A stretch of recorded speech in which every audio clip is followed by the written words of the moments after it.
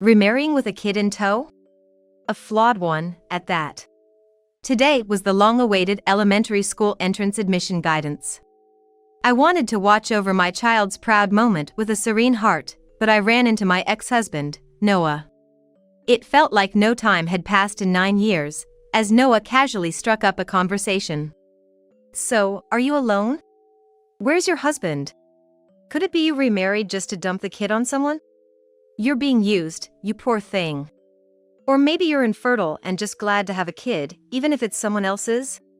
Why do I have to be belittled by someone from the past? I'm nearing my breaking point. But the important guidance is about to begin. Keep it together. Just endure it for now." Despite my efforts to bear it, Noah somehow ended up terrified of my serious husband. Noah made a scene all by himself, shaking and posturing. "My name is Sally, 24 years old. I just got married and moved to a peaceful rural area. My husband, Noah Turner, was born in this small town. Our meeting happened here too. A year ago, during a road trip with friends, following the GPS led us onto a farm track by mistake. Pushing forward despite feeling anxious, I found myself in the middle of a wheat field. Panicking, I tried to U-turn but got stuck in the mud. The car wouldn't move forward or back. Just as I was stunned, Noah appeared briskly. He quickly called for help, and we were successfully rescued from the mud. "Hey, that helped." "Then, since you're a senior, special price, $6,000, all right?" "Hey, you're ripping me off." Noah, joking around with the junior he had called for help, looked cooler than any man I had met before. "Thank you. Don't worry about it. Can't leave a cute girl in trouble, right?" I thanked him by treating him to dinner, which led to dating and eventually, marriage. The town Noah called me to is next to a somewhat flourishing regional city. A fairly rural area, though not quite countryside. We are incredibly lucky because Noah's parents built a house next door as a wedding gift. However, the area is mostly residential, and you need a car to even buy a soda from a vending machine, let alone groceries. As someone who is a paper driver and developed a fear of driving after getting stuck in the mud, I really focused on practicing driving. I got used to driving enough to marry with peace of mind, but I later realized that driving skills weren't the problem. Noah, surrounded by his local friends, is very sociable. Noah and his friends love barbecues, so they often gather in our backyard, 4 or 5 junior guys making a festive noise. "Hey Sally, we're out of beer." And serve some drinks to the juniors. As a wife, you gotta pour drinks for them without being told, right? It's not even summer yet, but this morning's news warned about heatstroke. It's an unusually hot day. And here I am, endlessly flipping meat at the barbecue grill. My makeup is melting off with the sweat. "Sally, where's my drink? And we're out of meat too? Hurry up, I want to eat some Wagyu beef. How long do I have to wait? If it takes this long just to grill, it'd take you 3 days to cook a normal meal, wouldn't it?" One of the juniors teased, and everyone burst into laughter. Noah laughed along with them. "Ahaha, sorry about that." I ended up laughing too, carried by the mood.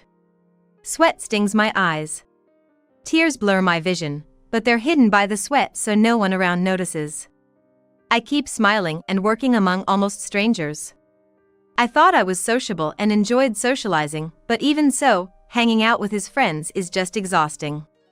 The teasing from the juniors and being treated like a maid is painful, but I endure it because I'm the new wife, and maybe that's just how it is. It's still hard for me to get into their vibe, so I might as well stick to grilling meat and give ambiguous smiles. Yet, being almost the only woman in a gathering full of men can be truly annoying. Geez, Sally really isn't sharp. Well, I guess I'll just have to pour the drinks for everyone. Huh? Does everyone seem happy? You guys like me too much, huh? The group changes every time, but Stella, with her high-pitched voice, is always there. It seems she was the center of attention until I came along. At first, the men came up to me, but Stella chased them off like pests. "Sally is Noah's wife, guys. No touching. No getting cozy. I appreciated Stella's protective stance for a moment, until I quickly saw her true colors. Like Noah and the other men, she left me to do everything from setting up the barbecue to cleaning up, while she was surrounded by the men, playing the role of a nightclub lady. She didn't stand up even once, just ordered me around. "Sally, I want some noodles, hold the bell peppers and carrots." The only other female participant was not on my side. The barbecues are supposedly for me, the newcomer, to mingle with the local crowd, but even after about 6 months of marriage, I still don't feel like I fit in. This barbecue was just another session of listening to the junior guys brag about their exploits. And then I single-handedly took down a gang of 100 guys. And I did it all barehanded. Was it even a realistic fight? I doubt it, but I know they don't need to hear anything from me, but wow, that's impressive. After everyone left the barbecue, my mind couldn't rest. Don't believe that junior's story, he really exaggerated it. It was actually me who ran to help when the juniors were getting beaten up and took those guys down. I don't say it to boost the juniors, but if you mention Noah's name around this town, everyone shivers with fear. Isn't that funny? I'm usually so nice. After enduring the juniors' tales of bravery, Noah then starts to recount his own exploits to me.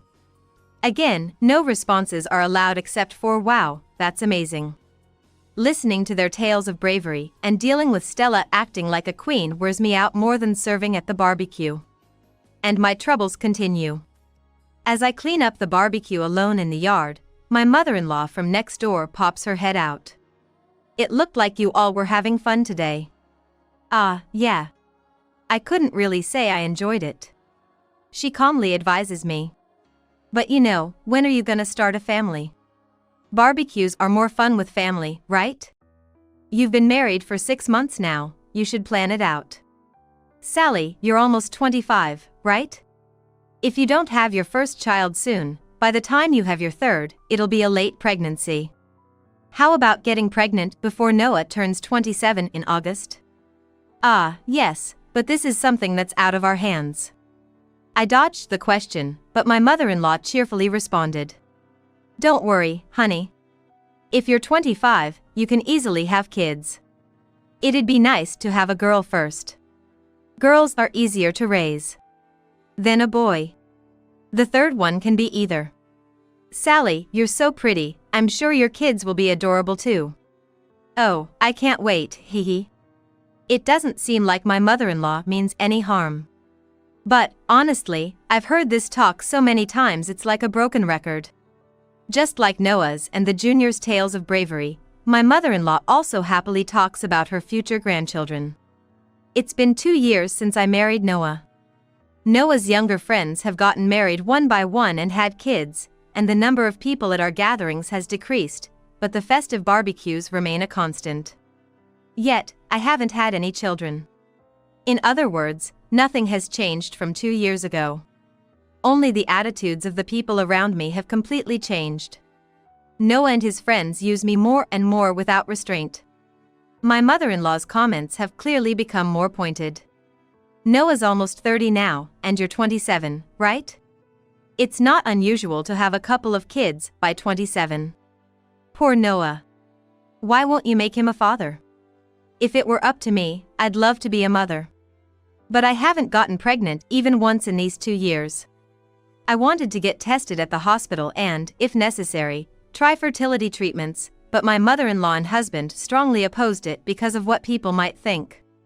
What started as a cheerful relationship with my mother-in-law has devolved into being called useless.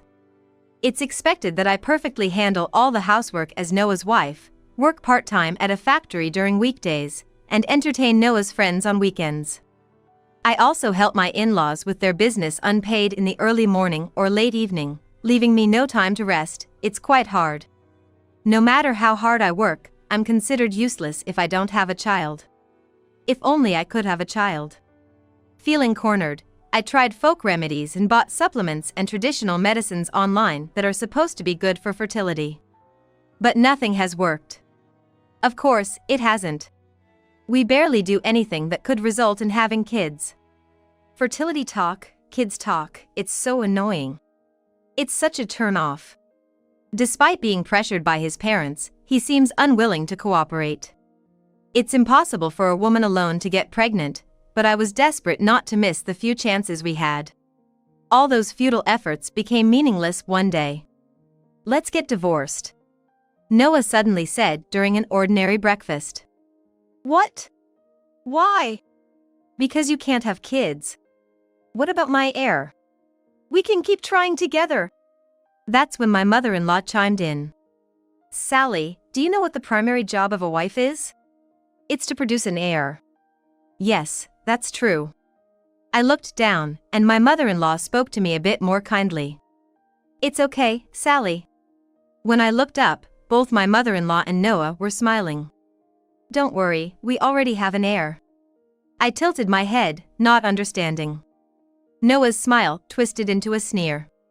"Yeah, we have an heir because, you see, Stella is pregnant.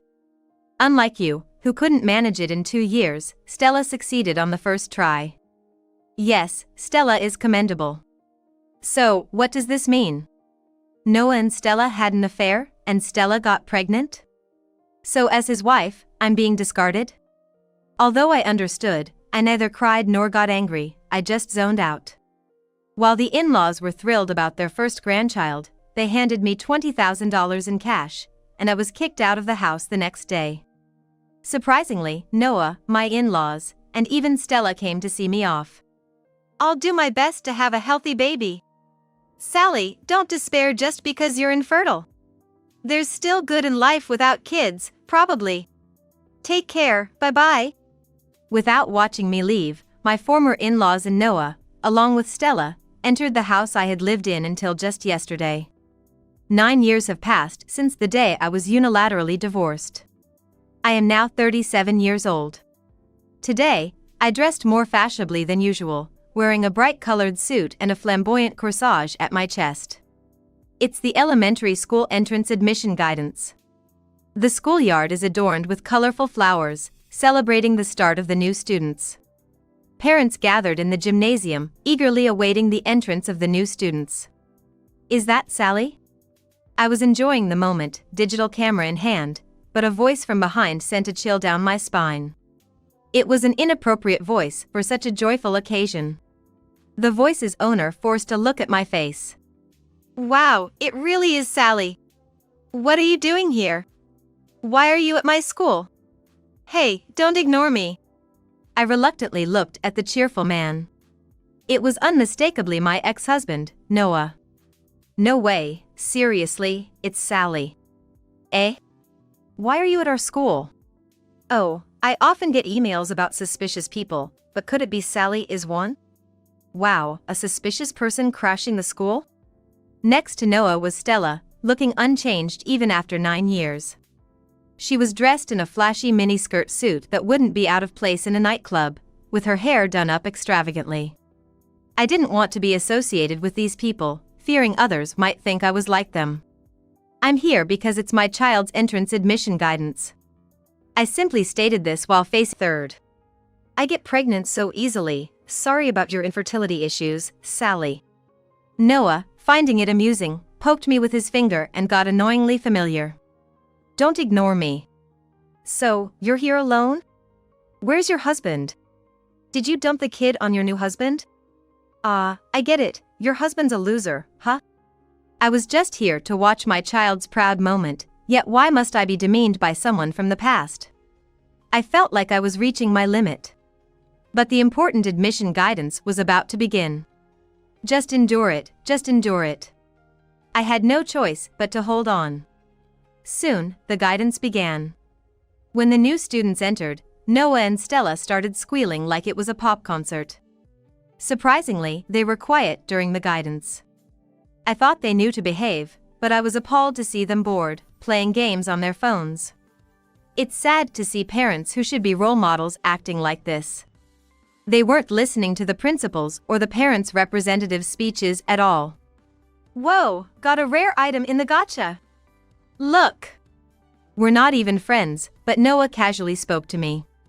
No matter how quietly they spoke, it stood out in a quiet place, and I didn't want to be involved. Noah, seeing my non-response, nudged my shoulder with a frustrated face. What's with that look? Having fun at a stepkid's school? Who cares about someone else's kid? Noah kept taunting me as if testing how long I could remain unresponsive. Are you afraid of your new husband? Like you can't stand up to him? Figures, he's the type to dump his kid on his wife and not show up at the school. The kid will probably rat you out to your husband if you don't act right, right? Isn't that so? Noah presumptuously nodded, making assumptions. I'm the kind of dad who comes to the entrance admission guidance for my cute kids. Am I a hands-on dad? I guess it's normal these days. Maybe your husband is just a loser? Could it be you remarried just to offload the kid? Poor you, being used. Or maybe you're just happy to have a kid, even if it's someone else's? The whispered insults didn't stop. Stella, sitting next to Noah, giggled along. It's the middle of the important occasion. Just endure, endure. Noah is actually a pretty nice dad. He always comes to the school occasions and the sports day. If only Sally could have gotten pregnant, she could have been happy with Noah. I feel kind of responsible, dumped by nice me and stuck with a loser, huh? Endure, endure, no, I can't take it anymore. I don't want my child or husband to be insulted any further. I'll introduce you to my husband. Without looking at Noah and Stella, I spoke sharply while looking straight ahead. I'll show them that my husband is not the loser they think he is. Oh yeah? Where? Where's your not-so-cool husband? Noah looked around, pretending to search. I kept my eyes on the stage and answered. He's right in front of you. That man giving the speech as the parent representative of the new students, that's my husband, Mike. What? Noah and Stella, who had shown no interest in the guidance, finally looked towards the stage. There stood a man confidently giving his speech. That man is my proud husband, Mike. He wasn't sitting next to me only because he had duties as the parent representative of the new students, but of course, he was watching over our child. He's certainly not the kind of man who leaves all the parenting to the mother or shows no interest in his children. What? The representative? Just wants to be noticed, huh? Noah and Stella were slightly flustered. The sight of serious Mike, so unlike what they had imagined, clearly irked them. Mike had actively taken roles in our child's preschool and the community association. It all started when Mike, unable to stand the heavy silence around him as everyone else looked down, volunteered during the first committee selection at preschool. Mike is a large man and not very talkative, which might make him seem intimidating at first glance. But at his core, he's serious and has dedicated himself wholeheartedly to the preschool and our community. He'll likely be just as active in the elementary school. With that, I conclude my brief speech as the parent representative. Thank you for being here today. September 2024, Parent Representative of the New Students, Mike Shirima. Mike finished his speech and bowed. Glancing at Noah, I noticed him inexplicably pale and trembling slightly. That guy? Really? It's strange that Noah is so shocked just because my husband is a serious man. Noah huddled closer to Stella, shrinking in size. After that, Noah and Stella quieted down, and the guidance proceeded smoothly. Then I quickly distanced myself from Noah and his group. Mike was caught up in a conversation, apparently, because he didn't leave the gymnasium for several minutes. Peeking inside, I saw he was trapped by a chatty neighbor lady. It looked like it would take a while. I stood alone by the entrance, looking up at the lush green leaves swaying in the wind.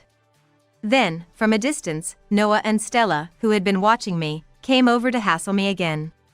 Oh, all alone? That guy earlier was just a bluff, wasn't he? Look, your so-called husband is still in the gym with his real wife, see? I knew it was weird for you to say that man was your husband. Embarrassing yourself with lies, huh? We're so lovey-dovey, you must have wanted to pretend. It seems they've reverted to their original assumption that I'm a poor woman deceived by a loser husband. Anyway, our kid was the cutest today. Noah crossed his arms and closed his eyes, reminiscing about his adorable child's proud moment. Even though he was far less settled than the new first graders, always playing games and whispering. So, which one is Sally's stepchild? Introduce us.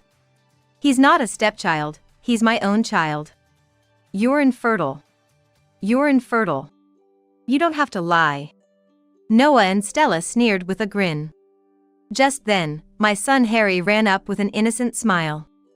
Honestly, I didn't want Harry near them, but they are still parents of his classmates. I couldn't blatantly avoid them in front of Harry. Mom. Did I respond loudly enough? Yes, you did. You were great. I ruffled the proud Harry's hair. Glancing at Noah and Stella, their smiles had vanished. That kid looks just like Sally.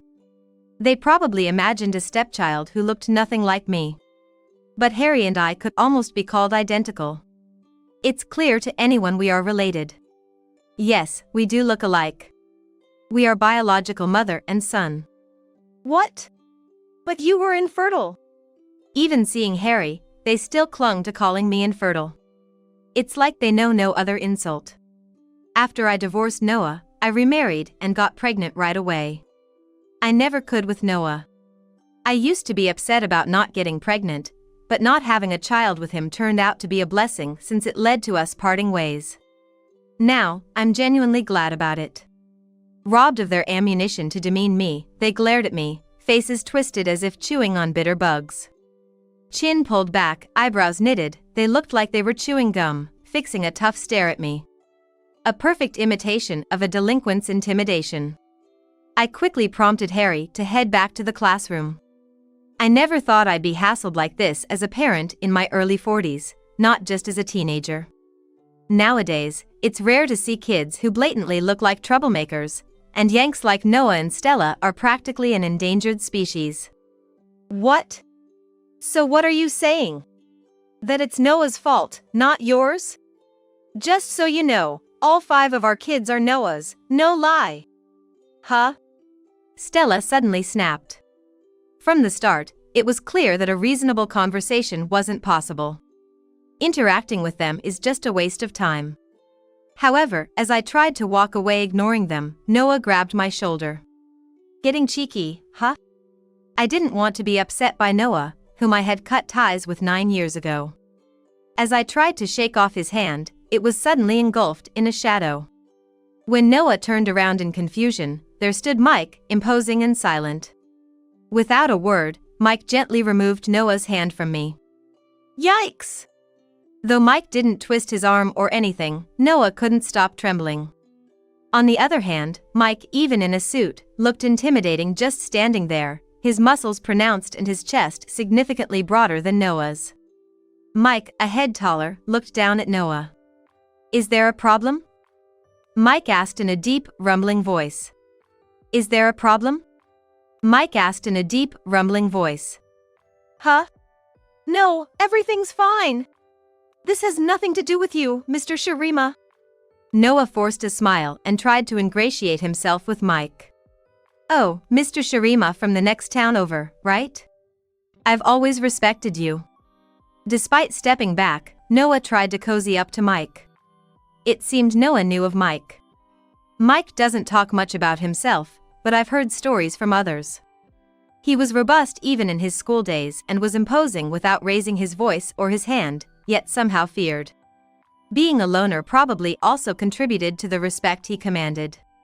Also, there's a legend, though its truth is uncertain, that Mike once single-handedly fought and won against some fearsome people who challenged him.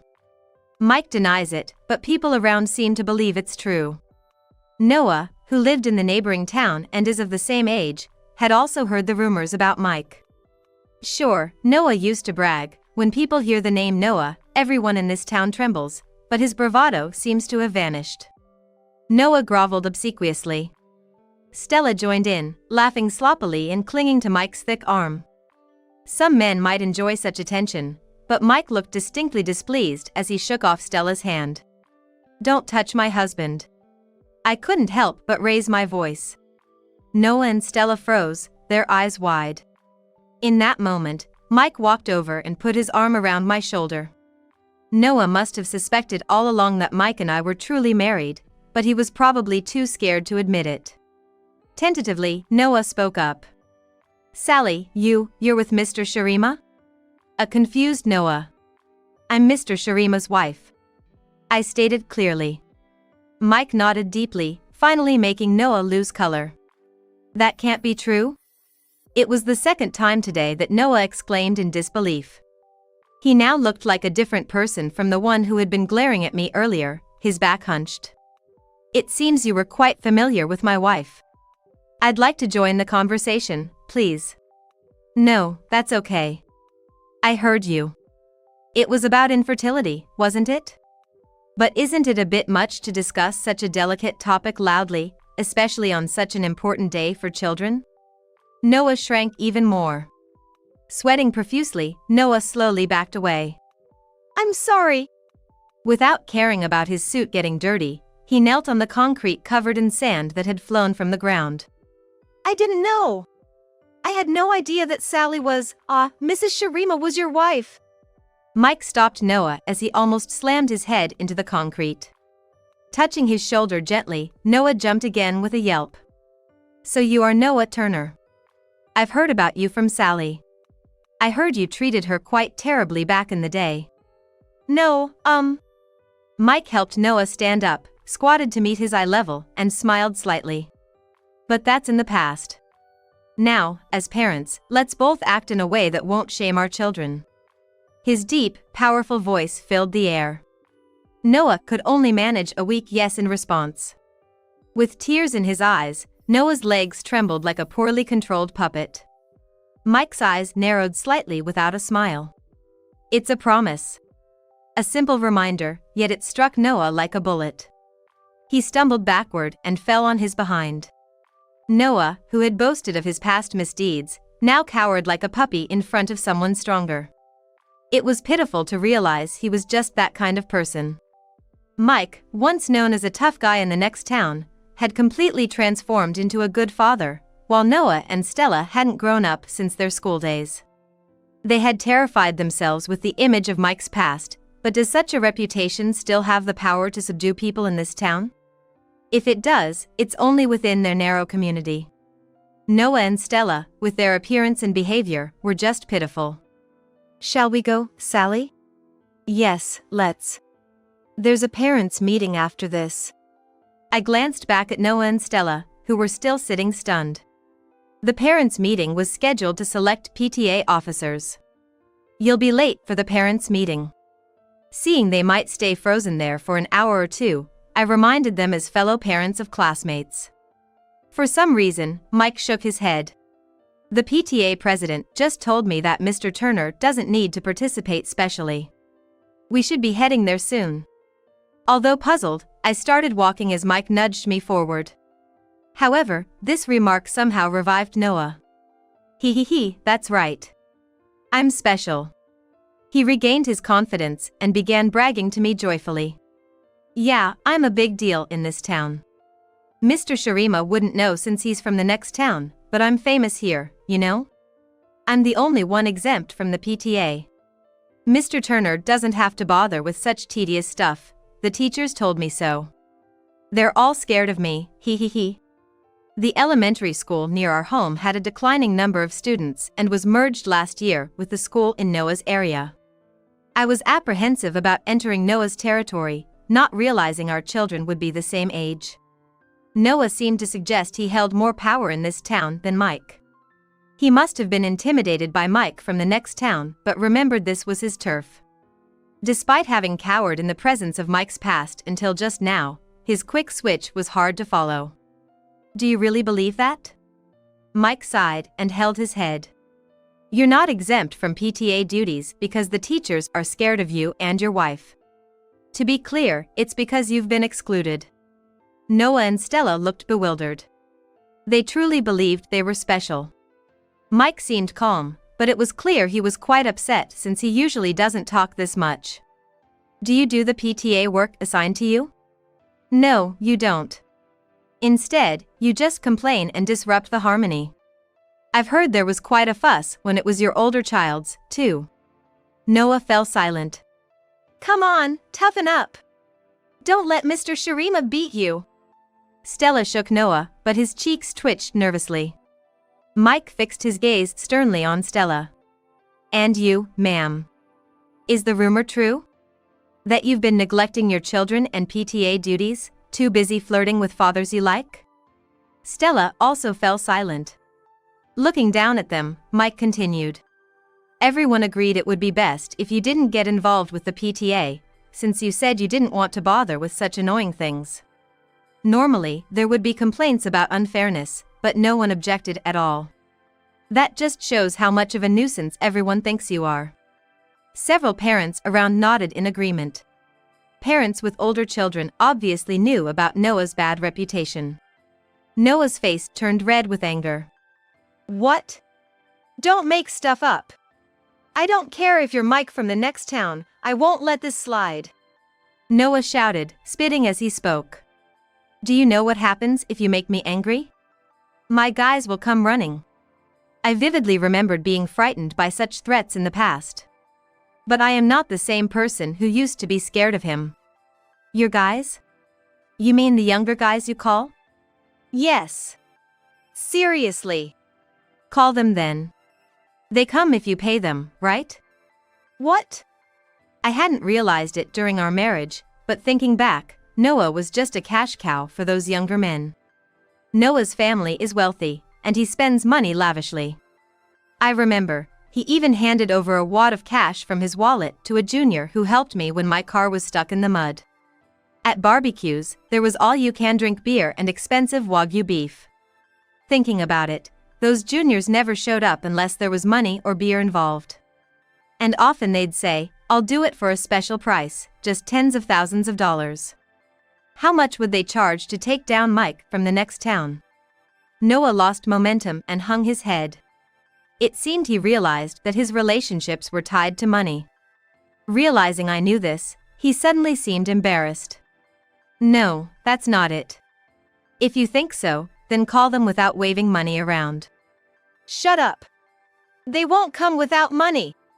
Noah, even if it takes $10,000 or $20,000, pay them to shut these people up.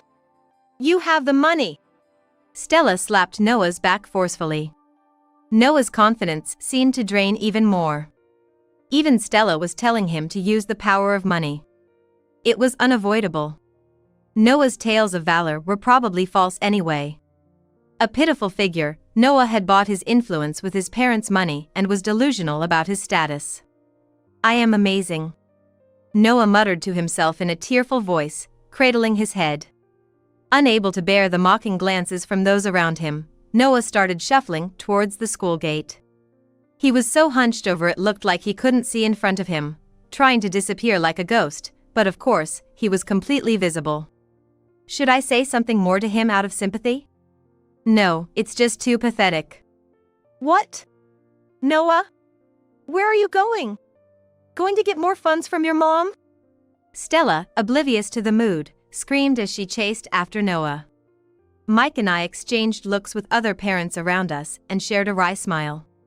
After that incident, Noah and Stella stopped showing up at the school. In a small town, rumors spread quickly. Apparently, there was suspicion that not all of Noah's 5 children were biologically his. Stella had been fishing for men at the children's kindergarten and school, which resulted in her being exempted, or rather, excluded from the PTA. On the day of the school guidance, Noah seemed unaware until Mike told him. Wait, he didn't know about his wife's affairs? Mike was shocked later on. He thought Stella's infidelity was common knowledge, but it seemed that Noah was the only one who hadn't heard. No true friends to tell him, just juniors treating him like a cash cow. Wow, I guess I spilled the beans about the affair. Did I do something wrong? It's weird that everyone in town knew except for Noah. It's not really a bad thing, right? Then, a few weeks later, for some reason, Noah stormed into our house. In a small town, addresses are easily found. I braced myself, thinking he came to complain, but Noah was strangely calm. I divorced Stella. I was completely duped by her. She thought marrying me meant she wouldn't have to worry about money. Then she just did whatever she wanted, had a bunch of kids whose fathers could be anyone, and expected me to pay for it all. Funny, right? He laughed self-deprecatingly. Stella was kicked out, and the children were being taken care of by Noah's parents. Noah suggested a DNA test, but his in-laws refused, worried about the public image. They decided to raise the grandchildren as Turners. It's still unclear whether he even has the ability to father children. He must be torn between wanting to uncover the truth and not being able to face it. And now, my mom's mad about my spending, and I've been kicked out too. I was scared to hear more. We should get back together, huh? We don't even need kids this time. I just need kind Sally to support me. I felt a chill. I made it clear and unequivocal. No way. Don't say that. We loved each other once, didn't we? So, you mean, now that your wealthy parents have abandoned you, you can't live on your own, and you want me to support you? The juniors who used to hang around him for his money probably have no use for a penniless Noah. That's why he came to me, thinking he could push me around. No way. It's not about the money. I just can't bear to be around Noah. Now alone, Noah is scraping by with part-time jobs in our small town. Without the courage to move to the city.